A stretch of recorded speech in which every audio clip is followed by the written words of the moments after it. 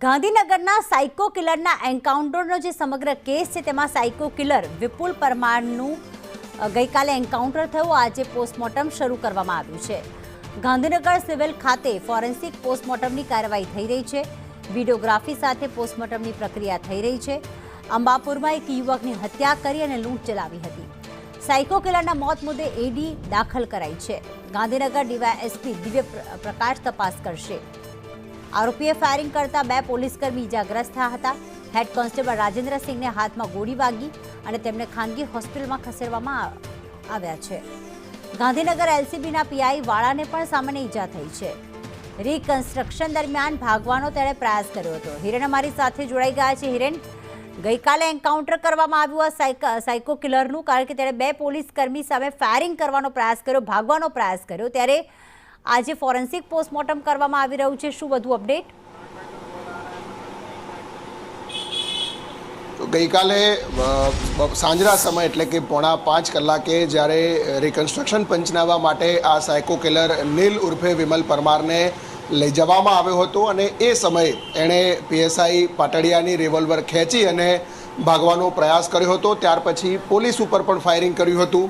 જવાબી ફાયરિંગમાં પોલીસે આ આરોપીને ભાગતા સમયે એના પગના ભાગે એટલે કે થાઈ પર, પીઠ પાછળ અને સાઈડ ઉપર એમ લગભગ 3 ગોળી રાઉન્ડ ફાયર થયા હતા અને ફાયરિંગમાં આરોપી નીલ ઉર્ફે વિમલ પરમાર છે એનું ઘટના સ્થળે જ ત્યાં મૃત્યુ થયું હતું.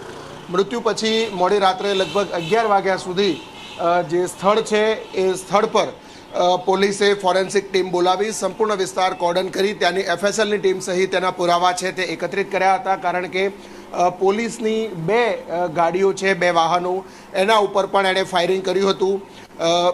એલસીબી 1ના હેડ કોન્સ્ટેબલ રાજેન્દ્રસિંહ છે એ પણ એ કારમાં સવાર હતા અને એના ડાબા હાથે ફાયરિંગમાં ઇન્જરી થઈ છે. એલસીબી 1ના પીઆઈ વાળાને પણ સામાન્ય ઈજાઓ થઈ છે. આ 2 પોલીસકર્મીઓને ઈજાઓ થયેલી છે અને મૃત્યુ પછી અત્યારે ફોરેન્સિક પીએમ કરવામાં આવી રહ્યું છે.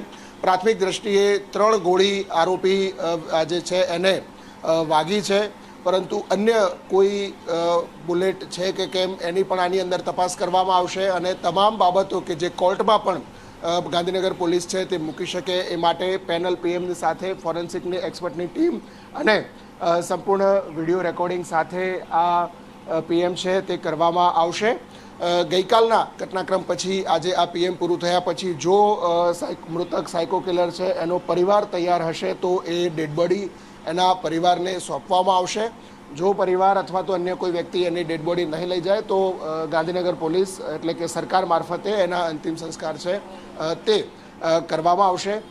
સાથે આજે બીજી તરફ જે ઘટના સ્થળ એટલે કે જ્યાં એન્કાઉન્ટર કરવામાં આવ્યું હતું, ગાંધીનગર પોલીસે જવાબી ફાયરિંગ કર્યું હતું, એ જગ્યા ઉપર પણ ગઈકાલ મોડી સાંજથી હજી સુધી એ આખો વિસ્તાર છે એ કોર્ડન કરવામાં આવ્યો છે અને ગાંધીનગર પોલીસ આજે પણ ત્યાંથી પુરાવા એકત્રિત કરી રહી છે. કારણ કે જે કાર છે એ કારના સેમ્પલ ત્યાં બ્લડ પડેલું હશે તો એના સેમ્પલ અને આસપાસના વિસ્તાર છે એનું સંપૂર્ણ પુરાવા એફએસએલની ટીમને સાથે રાખી એકત્રિત કરી જાણવાજોગ જે નોંધાઈ છે એની તપાસ ગાંધીનગર ડિવિઝનના ડીવાયએસપી દિવ્ય પ્રકાશ ગોહિલને સોંપવામાં આવી છે અને આખું જે જવાબી ફાયરિંગમાં એનું મોત થયું છે એ કેસની તપાસ ગાંધીનગર ડીવાયએસપી દિવ્ય પ્રકાશ ગોહિલ કરશે. બિલકુલ, આભાર હિરેન તમામ વિગતો માટે.